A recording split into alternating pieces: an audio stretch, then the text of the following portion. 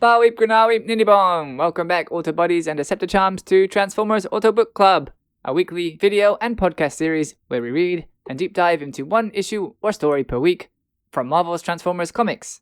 I'm Gary, your host bot, and last week I didn't have any Transformers news for you. This week I've got a whole bunch. The most exciting thing for me personally is that my books have finally shipped. I did get a tracking number from the shipping company a few days ago and it didn't work, and I was really worried that something had gone wrong or they'd been lost or who knows what, but I checked again today and it has been updated and the shipping status is in transit, so it should arrive maybe tomorrow, but probably I'll be at work and miss it. So Saturday, I hope I should have my books finally, which will be so cool. Another thing that was announced was that the Transformers the movie comic adaptation, which has a hardcover book coming out already, which I have already pre-ordered, is also being re-released as single issues, and they have different covers. They have a cover by E.J. Sue that's a connecting cover, and I just had to go and pre-order this because it looks so cool. I can't really describe it well. The art has the charm of that old... I don't know how to say this in a nice way. The G1 toy packaging artwork is really bizarre. It's kind of uncanny when you look at it because, personally, for me, I find that it's technically very good artwork. Like, it's very well drawn, it's very well colored, it's really well done. But because of the thing that they are drawing, it just looks weird. Like, especially Bumblebee. Bumblebee is the worst one. It just looks so odd. And that's not the fault of the artist at all. It's the subject that he's drawing that makes it look weird. It's not his artwork at all. But it has a kind of a charm of that, but it looks like a modern, updated version of it, and it looks so cool. This might be the first issue cover, but it might be the second. League of Comic Book Geeks lists this as the second cover, but it also lists it as the first one. And there's a image on there that has number 1, and there's an image of the same cover, but with number 2 on it. So I don't know if this is cover 1 or cover 2, but it doesn't matter to me, really. And I already have a version of that comic coming to me. And I will already have it in my compendiums too, but I don't care. I want to have this cover. It looks awesome. Something else for me this week, Flame Toys, via their Twitter, announced a Furai Model Ratchet G1 version. And it's like a really highly stylized model kit that's easy to build. It specifies easy to build, so thank goodness. Version of Ratchet. And he has like a slim waist and a big bulky chest and big thighs and big arms. Some people in the comments on TFW were calling him a bit feminized, which I suppose if having a lean figure is feminine, I suppose. But I've wanted a nice figure of Ratchet for a long time because Ratchet has become one of my favorite characters. It's only a sketch so far. They haven't revealed what it actually looks like in person, you know, but this is the design. And yeah, if it looks as cool as this picture, then I'm going to pick one of these up for sure. But that's all for Transformers news on my end this week. So I think we're ready to roll into Dinobot Hunt, Part 3. We're with Soundwave and his team again now, but they're not where we left them last time. The last time we saw them was in a swampy forest in Northern California, where they and a team of Autobots both happened to track down the missing and rampaging Dinobot Sludge, coincidentally at the same time. The Decepticons were slightly ahead of the Autobots, so they knocked out Sludge, hid, and then ambushed the Autobots, knocking them out too. And the last issue ended with Soundwave triumphantly posing next to Gears, Windcharger, and Cliffjumper, who had all been knocked out. Now, the Decepticon team of Soundwave, Scavenger, and Skywarp have reached their next destination, which Soundwave says aloud is Old River Valley, Idaho, during an audio recording that he's making about whatever it is that they're currently doing. We've never known Soundwave to do this before, but the Decepticons are currently without a leader. So, who organized this hunt for the Dinobots on the Decepticon side? And what their plan is, if they do manage to capture one, is unclear. But it did feel like Soundwave had taken control last issue. That could mean of just this team, or it could mean the Decepticons as a whole. We don't really know for sure. So it's possible he's making this log for whoever is in charge now, or whoever will take charge later on. The Old River Valley is looking very dry and deserty there. Scavenger and Skywarp are looking around for something, while Soundwave records his log. And he mentions that it seems like they got to Old River Valley too late. Looking around the valley, he can see patches of sand that have clearly been blasted by extreme heat. Sections of the cliff are damaged, and parts of the landscape have damage consistent with laser fire. He thinks it's likely that it was all caused by a battle between the Autobots and either one of the 2 Dinobots that are still unaccounted for, Slag or Grimlock. We can work out that it's Slag thanks to what we know about his abilities, as explained by Optimus Prime earlier in this story. Slag has a flamethrower with an extraordinarily high range of fire, but it seems like Soundwave isn't aware of that. Remember last week when I said 2 things about Trailbreaker? 1, he was up and functional, which didn't quite line up because we'd seen him taken out in the last US comic, but 2, I wondered if he'd get to do or say anything for once without immediately being taken out like he had been the previous 3 times that we saw him. Poor Trailbreaker did get to live a little longer and actually speak a bit, but he was taken out in the end by Soundwave and his team. So Trailbreaker is 4 for 4 in getting incapacitated every time he's appeared so far. The reason I bring that up though is that the events are not always going to line up perfectly between the US and the UK comics. I hope usually it's smaller details like Trailbreaker here, but on this occasion it's something pretty big.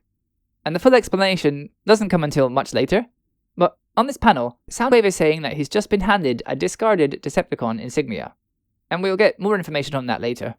Soundwave is as confused about it as we are for now. He supposes that only Laserbeak, who is currently missing, should have been here in this area. But we've seen Laserbeak recently, collecting information on Snarl's rampage.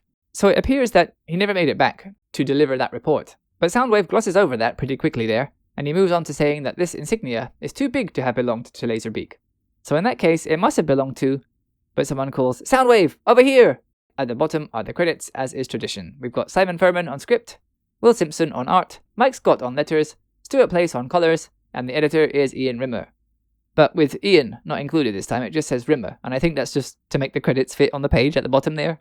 Skywarp has found Laserbeak. He's on the ground, and Skywarp says, in bad shape. Soundwave scoops Laserbeak up. And maybe I'm reading too much into this, but Soundwave seems to be a little bit more gentle than you'd expect here. He could easily have just left Laserbeak on the ground and have questioned him from there. I wonder if that will be a running theme, that Soundwave is actually kind to his cassettes. He says, yes, he's in a bad way, but Laserbeak is still functional. He tells Laserbeak that they need to know what happened with the Dinobots he was going to be reporting on, and he asks if he's able to tell them. Laserbeak squawks and transforms into cassette mode, and the art of that is very difficult to follow there. There are 2 white shapes that try to demonstrate that he is transforming, but they just look like random, unrelated collections of shapes. And then at the bottom he becomes a cassette in the end, which pleases Soundwave, who puts him into his tape deck and asks him to begin playback. This is interesting. Laserbeak can no longer talk in bird form, but as a cassette, he's able to relay messages via speech, which is what comes out now when Soundwave plays him. He says that following his report on what was going on with Snarl, as per Soundwave's orders, he followed a trace signal to this area and started searching. So whether the Transformers can track and locate each other or not gets murkier here. Sometimes they can, sometimes not. This time Laserbeak could get a sense of a general area, but not a pinpoint location. During his search, he sighted Slag, being chased by 2 humans who he had to assume must have been suicidal. What comes next is bizarre. Taking a step back for a moment, these comics are aimed at a younger audience, right? So maybe this next sequence was created with that in mind?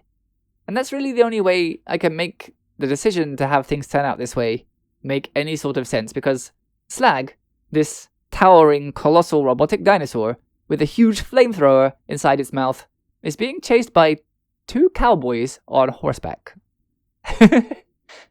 Laserbeak explains that since they couldn't possibly have caused any problem or disruption to the Decepticon plan to capture Slag, Laserbeak didn't initiate any kind of action when he saw them. So in the artwork there's Slag running along and kicking up dust, and then there's a cowboy in a white shirt and one in a denim jacket, and he says, "Keep going, we've got him now." And the other replies, "You're mad, Greg." I think this is the British mad, which means insane. Not that Greg is really angry or anything. But I like Mad Greg. I think I'll keep that as his name for now. The guy in the white shirt says that the thing they're chasing hasn't even noticed that the 2 of them are there. And if he thinks otherwise, then Mad Greg must have been out in the sun too long. And he says they should finish this now. But Mad Greg replies that he'll finish it alright by bringing home its head. He tells the other man to go whining back home to Mama. But he doesn't say your Mama. So to me that appears that they're brothers. And he tells him that he can tell their mom that he was too scared to face the monster that destroyed their ranch and more than 40 of their livestock. The layout is cool here. The reading order goes from left to right, and then right to left. And on the right, there's a panel of Mad Greg on his horse, which is facing the left, and his head is overlapping the panel's borders, to give you the equivalent of an arrow, and it draws your eye, and clearly connects the panels together. So by looking at it, you can just tell where you're supposed to read next. It's very clever. Tell her that, boy. He finishes, and he throws his lasso. Is that lasso or lasso? I don't know the difference between lasso and lasso. But he throws some rope that's tied in a circle onto Slag's horn, and he clings on as Slag runs, so it drags him out of his saddle. He's being blown back by the speed of Slag's run, so he's horizontal in the air. Laserbeak was so focused on what was going on that he almost didn't notice the Autobot shuttlecraft that arrived nearby. But he did manage to notice it, and he figured that the Autobots had also noticed the two humans and come to protect them. Their reactions, he says, were predictable. An Autobot team emerges from the shuttlecraft, and it's Jazz, Ironhide, and Jetfire? Remember that Decepticon insignia Soundwave had? It was from Jetfire. So not only does this timeline not quite work here, but I have so many questions about how Jetfire even came to life, since when we last left him, he was a robot body without sentience inside the Decepticon-controlled BlackRock Aerospace Engineering plant. It's been established that the matrix of creation is the thing that gives Transformers their life, their mind and their sentience, their personality, but the Autobots took it and Prime back, so there should have been no way for the Decepticons to animate Jetfire. I hope that's something that gets cleared up for me later, because reading this and seeing Jetfire as an Autobot after his last known location and status felt wild. Jazz says, "Heck, those dudes are out of their depth, and how?" And he suggests that they hurry up to help them. Ironhide doesn't understand Jazz's vernacular, but I don't think it was that unusual. But anyway, he agrees and says that if he means that they're in trouble and they need to go and help quickly, then yeah, he's right. Jetfire suggests that he fly on ahead, and that Ironhide and Jazz should follow on the Marb, because it will be quicker than driving over the terrain here. Ha! I think the Marb is the first piece of technology that's made a reappearance. And I think that's fair enough. It's a useful one, but it's not like gonna break a story, to have a Marb. So not only is it a repair bay, but it also moves by hovering slightly above the ground, so it has use as a means of transport. Ironhide doesn't like Jetfire giving what it looks like he sees as orders. He asks who made him the leader of D-Team, which is a bit aggro there, really, Ironhide. He made a suggestion. I don't think he was bossing anyone around. Still, at this point, we're in a flashback. Jetfire is wearing the Decepticon insignia, which is what's causing Ironhide's behavior. Jetfire must have done something with the Decepticons and then defected to the Autobots. And recently too, because Ironhide doesn't trust him. He says to Jetfire that wherever his loyalties are right now, this still looks like a Decepticon symbol, and he points at the one on Jetfire's chest. And he says he didn't spend the last 4 million years fighting what that badge stands for, just to have... But Jazz steps between the two of them and faces Ironhide, saying, "Hey, cool it." He says that Jetfire is an Autobot now. They just didn't have time to perform something called the Rite of Autobrand, which sounds like it's a ceremony in which Jetfire would have gotten his Decepticon emblem replaced by an Autobot one. He says that Jetfire must be just as unhappy about this situation as Ironhide is, because he has to keep running around with a Decepticon symbol on him. Ironhide concedes, "Yeah, I suppose so." Jazz says that if Prime can trust Jetfire, then he can too.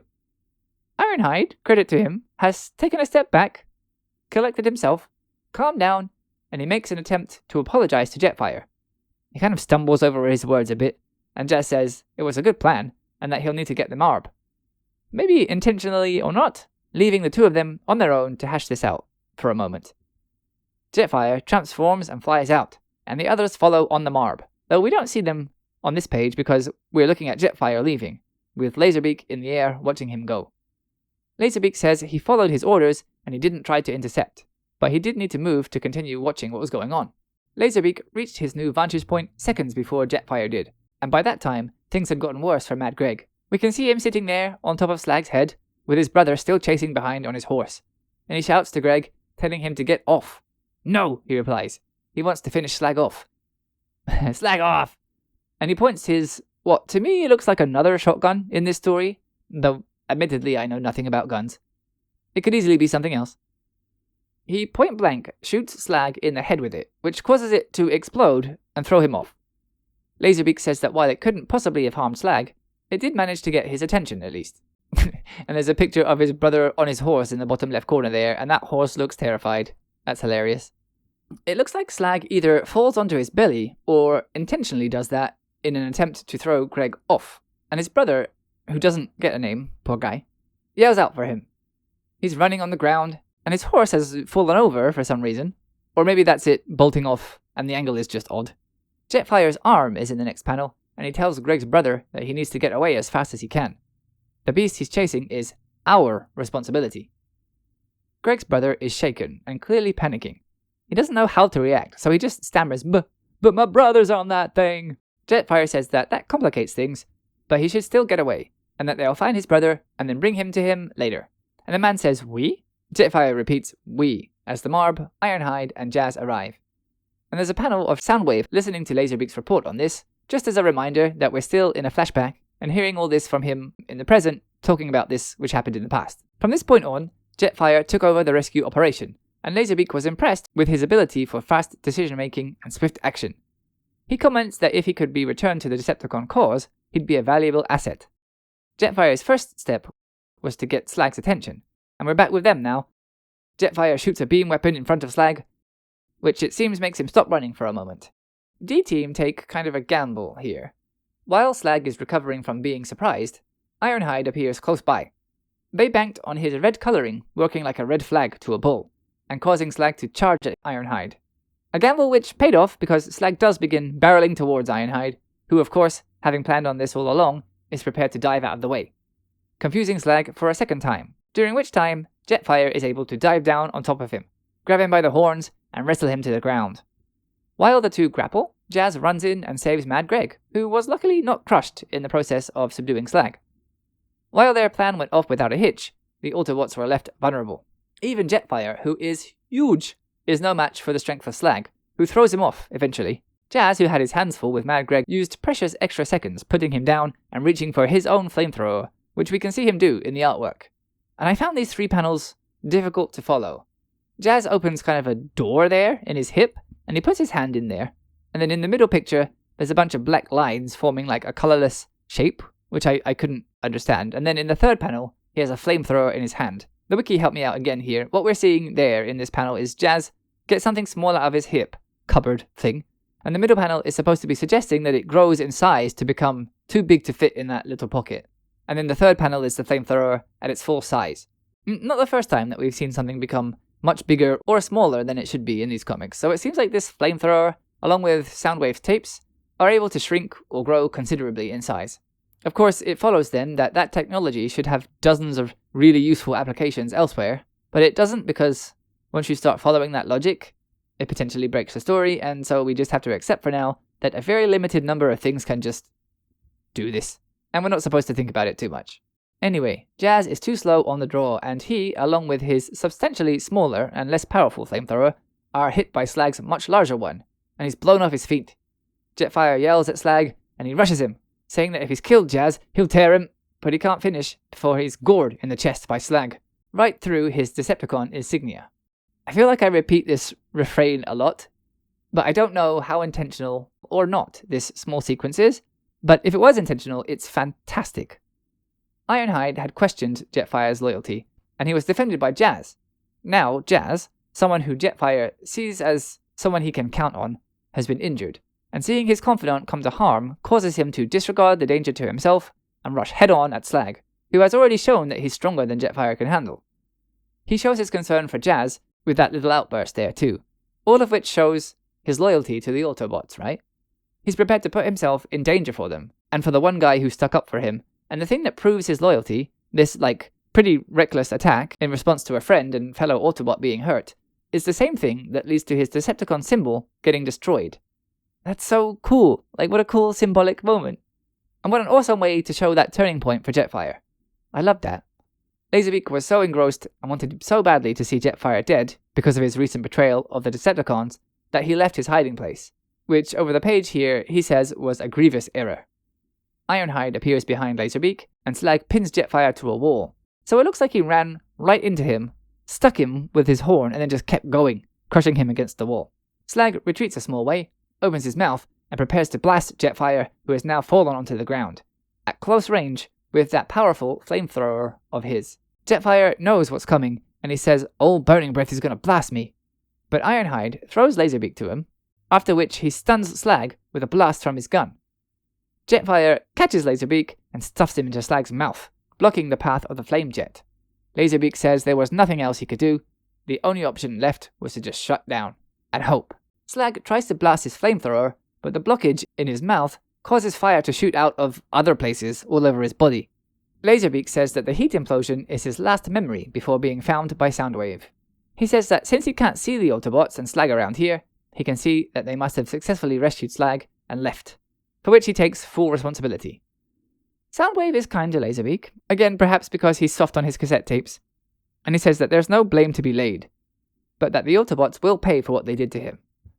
He says that Slag's capture was non-essential for their plan, whatever it is, and that plan is still progressing. The Decepticons were able to capture Sludge, who will be enough for whatever it is he wants to do. If they can find and capture Grimlock, their victory is assured, he says. He says, as Shockwave would say, he predicts a 91.2% chance that at least 10 Autobots will die in the violence that is to come. But he's 100% sure that at least 3 Autobots will die. And we pull back, which allows us to see that Soundwave has Gears, Windcharger, and Cliffjumper prisoner, suspended off the ground by big, shackle-like devices holding their hands and feet, and he laughs. Isn't that so, my beauties? Ha, ha, ha, ha. Those are 4 ha's that are not connected to each other. Ha, space, ha, space, ha, space, ha. Ha, ha, ha, ha. Later at the Ark, Prowl sends a video transmission to Prime, who asks what's happening. Prowl says that there's bad trouble. C-Team, who were sent to Canada, are having problems, and he's going to transfer them to Prime now. Sideswipe appears on the screen, calling to Prime for help. Something has happened to Bluestreak and Huffer. Whatever it was happened so fast, he says, before he's cut off by interference, and the images on the screen dissolve into static. Prime calls, Sideswipe! Sideswipe? And that's the ending of Part 3! But again this week we're doing a double, so let's roll right into Part 4 of Dinobot Hunt. We're starting off in a place called Doonstown, and Sideswipe has taken over as narrator. He tells us, until recently, Doonstown was a peaceful, thriving place, but now it's more like a war zone. Buildings are collapsing, and there are people looking disheveled, crying in the streets. Things are on fire, and there's a crashed car. C-Team has managed to get close to their target, who process of elimination tells us must be Grimlock. And they were able to do that stealthily enough that they hadn't even disturbed the human population, who he thinks had not even known that they were there. But the attacks that came were so sudden, they had no time to react. First, it was Bluestreak who got taken out, and then Huffer tried to get between them, but they were fighting like wild beasts. He was just in their way, and he got laid out too. And we can see him there, laying on the ground. Sideswipe's heart told him to stay and help his teammates, but his brain told him to get reinforcements. We saw him making that call in the last part, so he hopes that by now, Prime is on his way there. Doonstown is not a real place, and I know that because I tried to look up the flight time between Oregon and Doonstown. Oregon to Toronto is about 4.5 to 5 hours, so it's not too bad. Sideswipe has to hold out a little while here, though, if his message reached Prime at all, which he isn't even sure that it did. While he was sending it, one of them chewed through his shuttle's fuel tank, and it crashed, which was what caused that sudden interruption in the transmission that we saw a moment ago. In the last panel, it looks like he's in the remains of that crashed ship, either sending or recording the narration that he just did, and he signs off saying that he's badly damaged, and if he doesn't make it, he wants the others to give the Decepticons one for him the next time they see them. The next page is another awesome splash page, and in the foreground we can see Sludge, but he's curled around with most of his back facing us, and that's because his neck is in Grimlock's mouth, and he's doing his best to swat at him with his tail to get him off. Both of them are very close to the edge of a cliff, and there's some kind of house or lodge close by that their fight is destroying, and someone is falling from either a window or a balcony as it goes. The pair go over the side of the cliff, but luckily it's a steep slope and not a sheer drop. Grimlock lands on top of Sludge, but he rolls and flips Grimlock underneath him, and they both smash through some ice, which was covering some frozen water. Sludge, remember, is strongest in the water, and in the last panel, Grimlock is almost totally submerged, with Sludge standing on top of him. Only Grimlock's face is poking out of the water. But watching all of this, facing away from us in the foreground, are Soundwave and Scavenger. Soundwave tells Scavenger that the device he created did exactly what he said it would, and more. The Decepticons need to make sure that it continues transmitting as long as possible. Scavenger says, no problem. He set up a trap for anyone who tries to mess with his machine. Soundwave starts to say something, but he doesn't get far because Scavenger says, hey, Skywarp's back. Skywarp comes into land, and Soundwave asks for his report. Skywarp says that he has good news. Close by there's an oil rig, which they should be able to use to get a large amount of energy, which will make the trip here worthwhile. Never mind the fact that the Decepticons already have a base in an oil rig, but we can pretend that they intend to take control of this one too, I guess. Though now Megatron and Shockwave are gone, we don't know what the real master plan is at the moment for the Decepticons. So who knows why it's important for them to be stockpiling energy right now? Soundwave says, and Skywarp says that another shuttlecraft is coming from the south, which he assumes must be Prime on his way here. Perfect, says Soundwave. I believe the humans have an expression for it. Like lambs to the slaughter. The last panel on this page is Sludge still pinning down Grimlock in the water, while a shuttlecraft comes in to land. It's the extra team. E-Team, I guess. Prime, Bumblebee, and Ratchet come out of the craft, and upon exiting the ship, they're stunned at what they can see, and how impossible the task they have come to do seems. But Prime feels that the Dinobots are his responsibility. Again, Optimus taking on something that, if you look at it, really wasn't his fault. But as the leader of the Autobots, it makes sense that regardless of his having nothing to do with it, and them nothing to do with the Autobots at this point, he still wants to do the right thing and take care of them. He says this must be stopped. He asks Ratchet to find the members of C-Team and have any who are able to fight join them. Bumblebee he asks to find the source of the signal they had tracked to California, which he thinks must have been sludge. So again, we're going to and fro about whether or not the Autobots can track each other. Prime wants to know how sludge got from California to here, and why. And here is where the story starts to fall apart a bit, which is such a shame because up until this point I was really into this one. The ending feels like it was not the planned ending to me. Like there needed to be a part or two more than what they got to really finish it off. And you'll see when we get there, but it makes the rest of the story and all this build-up come to nothing. Like, we'll get to it later, but Prime calls to Prowl, who is coming to their location via shuttlecraft. Prowl says it'll be minutes, but Prime needs to keep the Dinobots in the lake until he can get there. And Prime says, yes, I will, or die in the attempt. We go with Bumblebee, who's using a device to trace Sludge's signal, and it tells him that Sludge should be around here. The energy reading is high, but the area is empty, and he says he's tried infrared and spectroscopic vision, but he can't see anything. And then he realizes that he's only been using visual, and that he has 8 other senses he hasn't considered using. So 3 more besides the standard 5? B doesn't give us any more information about his mysterious extra senses though, because next he tries audio. He checks the higher wavelengths and finds nothing, going down in range until he reaches subsonic frequencies, which cause him to perceive a sound so loud he screams and falls down. He says, "Oh, my head," but decides it's a positive overall because he was able to detect something, and he can use his PET, P-E-T, his portable energy trace. Trace, not tracer or tracker, which would seem to be more fitting to me, but anyway, he can use it to identify what's broadcasting the signal. And he makes a surprised face, which B has kind of a record of doing in these comics. He makes like the most astonished or terrified faces. And he swears, "By the Matrix!" He can't believe what the pet is telling him. But we leave him there to join Prime, who is firing his beam rifle into the water that Sludge and Grimlock are fighting in. I don't know how that's supposed to keep them inside it, but he seems to think that keeping doing it is very important because he says, "Hurry, Prowl, hurry!" And he thinks to himself that he can't stop firing even for a second. For Prowl's plan to work, the 2 Dinobots need to stay in the water. But his gun is reaching its overheating safety limit. He dare not let go of the trigger.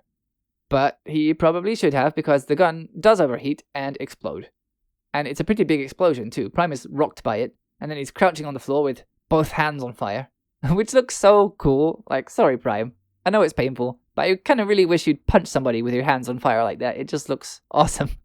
He's right next to a lake though, so I guess he can put that out pretty easily. He frets, nothing can stop them, as Grimlock and Sludge stay in the water anyway and square off. This whole page just feels silly. I don't know what Optimus thought he was going to achieve here, really. They were already in the water, and firing a gun at the water is not likely to make them stay in it. Like, I just don't know what this was supposed to be. Prowl flies his ship down to where Prime and the Dinobots are, thinking that this looks bad, and he has to act now before it's too late. So he transfers all of the electrical energy on the ship to concentrate on the outer hull, and then he jumps out of the ship, landing on his back in the snow. The ship, now charged with electricity, crashes into the lake, electrifying it. The shock is enough to paralyze Grimlock, who falls over, unconscious. Sludge pauses for a moment, his opponent is down, and maybe he considers taking a rest himself, but fury rises in him once more, maybe because of the damage to his brain, the shock of the electricity, or both, but he turns to Prime with his mouth open, and then we rejoin Bumblebee, pulling gears out of another Autobot shuttlecraft. He tells us in a flashback that the last thing he expected to find with his pet was an Autobot shuttle. Once he detected it, it was easy to remove the cloaking shield. So it was just sitting there, invisible. And this adds to why the end falls apart here for me. These shuttles can be invisible, and whatever inside them also becomes invisible. But they just opted not to use that for the rest of the story. And it's a safe bet they won't ever use it again because being able to be invisible is a story breaker. No matter how surprised he was to find the ship, though, he was more surprised to find the Autobots who were being held inside. Inside the ship, he also found what he calls the Sonic Lance, Scavenger's mystery device that we heard about earlier. Just by looking at it, Bumblebee knows exactly what it is, what it's called, and what it does. It messes with cerebro circuitry, so that's why Scavenger and Soundwave mentioned wanting to keep it running as long as possible. It's what they've been using to direct and manipulate sludge, and apparently, it can be tuned to affect only a specific Transformer. And since nobody else seems to have been affected by it, Bumblebee's first thought was to turn it off. But he realized that the Decepticons would surely have booby-trapped a device as important as this. Like, sure. Okay. They trapped that, but not just the entrance to the craft to stop the captured Autobots escaping or anyone getting inside? We're almost at the end here, so we'll transform and roll with it, but come on. Anyway, B was canny enough to work out that there would be some kind of trap on the craft, weird placement aside, so he dragged the others to safety before firing a single shot at the craft, which immediately completely explodes into a huge fireball. And even the panel they used to show that happening was a third of the page. It's massive. I guess he was able to shoot directly at what must have been explosives that Scavenger had set. And B having done that, and the explosion destroying the Sonic Lance, instantly affects Sludge, who has an empty speech bubble with a little burst in it, like the shape of a bubble popping, and he collapses, saving Prime from his wrath at the last second. Bluestreak asks Ratchet what the explosion was, but Ratchet tells him not to move. He's badly damaged, and once Prime has dealt with the Dinobots, they're going to take him back to the Ark for repairs. But, he thinks privately, I hope, if he, Sideswipe, and Huffer aren't treated soon, he doesn't think they'll survive much longer. It seems like the rules about how much damage each Transformer can take and survive are super loose and vary story to story, because for my money, these guys should be fine. Others have survived much worse, but it's for the drama here, I guess. Scavenger heard the explosion and says that it looks like someone triggered his trap, and Soundwave says on one hand that's a good thing, he's assuming that at least 4 Autobots have just been blown up, but on the other hand, without the Lance keeping Sludge angry, he's going to pass right out. Because, that's just how it works, I suppose.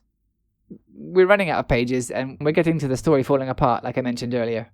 Knowing that Sludge would pass out, instead of running berserk, which he was already doing anyway, without Decepticon interference, Soundwave calls for a retreat.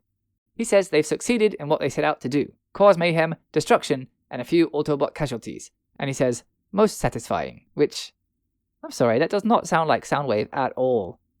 And I don't like this story painting Soundwave's motivation here as being basically just to make a mess. I can give a lot of leeway to things being in and out of character. I think sometimes comics fans can be very, very rigid about what they kind of arbitrarily decide is acceptable behavior for a character. But this is so inconsistent with everything else Soundwave has done, and the way that he's been behaving up till now, that this sticks out as wildly different to me. He says that the fuel that they managed to steal was an unexpected bonus, so doing that wasn't even a part of his plan. He literally just wanted to mess with the Autobots, possibly kill some of them, and that's all? Right now? When they're leaderless and they're awaiting a return transmission from Cybertron? When they have a base which already has a perpetual source of energy? When they could just be laying low, planning a next move? Which, up until this point, I had really thought this was. Like, I thought all this was going somewhere and was going to come to something. The only way that this is understandable is if the UK and US comics are entirely separate, right? Like, if you read this without the US series, then sure, it's not so wildly disconnected and at odds with it as it is if you read them together. But they were published together, in the same place. So it really comes off here, like they're being sold together, but not created together. There's not much consistency between them.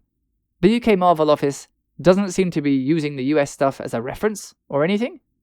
The only reason I have so much to say about this is that this story was so great, it started out so strongly, but it really nosedives here in the last few pages. It's wild to me to have them be so at odds with each other, but sold in one magazine and then so loosely interwoven with each other. My theory, based on nothing besides how rushed and abrupt and unsatisfactory this ending is that it was supposed to be longer. It really feels like there were some blanks that needed to be filled in, that I thought they were getting to. But for whatever reason, they needed to wrap this story up and move on to the next one, so they just rushed out this ending that doesn't tie up a whole bunch of story threads.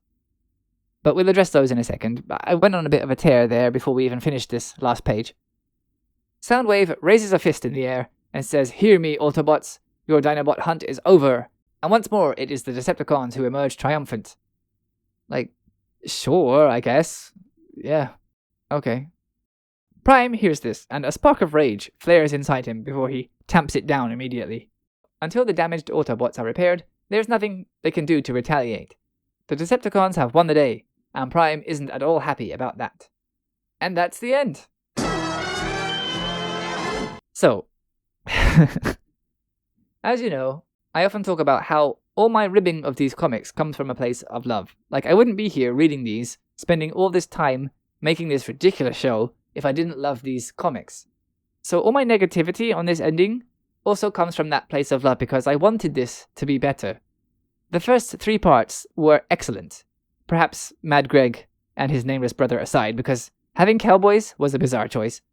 But even those I love, really. I enjoyed their presence. However, I would say that it keeps part 3 from being as serious and objectively good as it could have been. Parts 1 and 2, honestly, awesome. Furman was really onto something with those, in my opinion. And as even the most casual Transformers comics fan, many, many years ago, his reputation preceded him, and I'd heard of him and his formative work on the UK comics literal decades before I read them myself.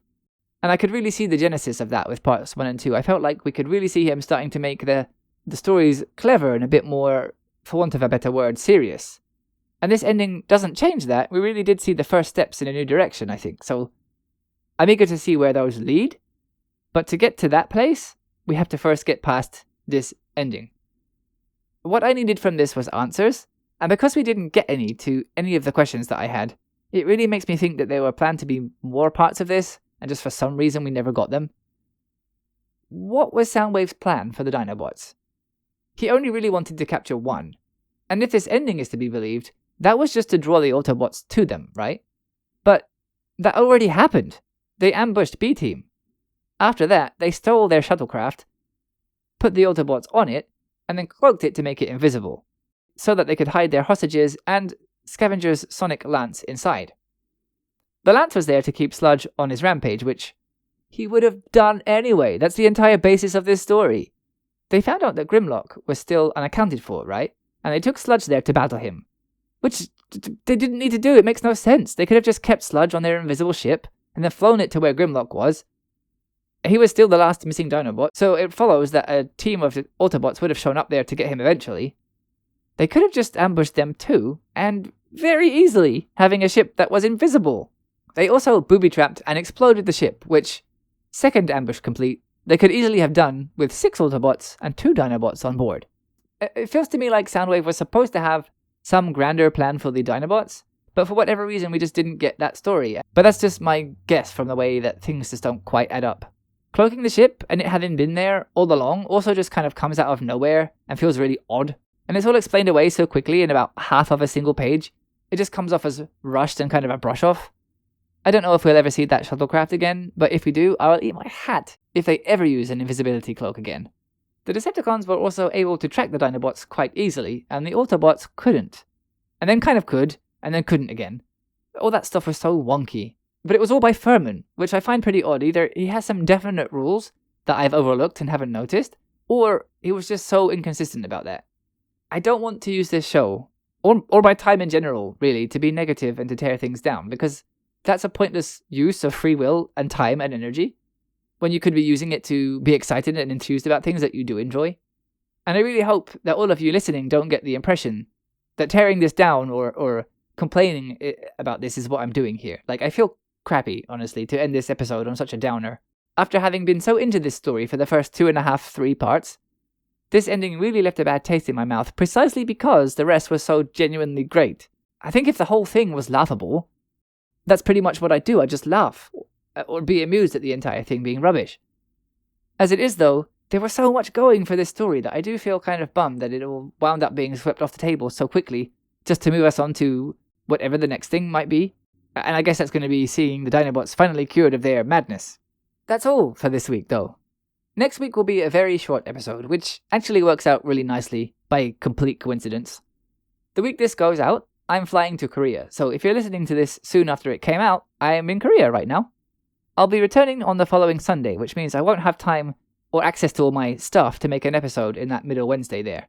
But you'll still get an episode from me because our next story, Victory, is pulled from a Transformers annual and is only 10 pages long, so I can manage to whip that up before I fly off. I'll have a few free days there to write up notes and edit images so that I can hit the ground running after my little trip and move us on to our next US issue, which I am so excited to read because the last US issue promised us the weirdest Transformers story yet, and I cannot wait to find out what that is. So all that's left is for me to do the same things I do every week, and first shout out and thank my patrons Mel and Corey, who donated some money to me this month to help me with the show. If you would like to help out, you can find my Patreon at patreon.com/Transformers AutoBook Club. For $3 a month, or however much else you would like to donate, you can become an Auto Bestie or a Decepticon Padre, which means that you're buying me time during the week away from chores so that I can edit, write, make images, all that kind of stuff. There are other ways you can support the show for free though. If you are a podcast listener, you can leave me a review on your podcast platform of choice. And if you are a YouTube viewer, you can give the episode a thumbs up, share it to your friends, give it a comment, and if you haven't subscribed, you can do that too. If you would like to chat with me, previous guests, and some listeners, you can come hang out with us on the Discord, which you can find via the link in the episode description, or you can find it by using this QR code too. And if you would like to find out about other comics I've been reading, which are numerous, you can find me on Blue Sky at Clarion Comics JP. That's all for this week, but I hope you'll join me again next time. So until then, and as always, take care, be kind, and do good. Till all are one.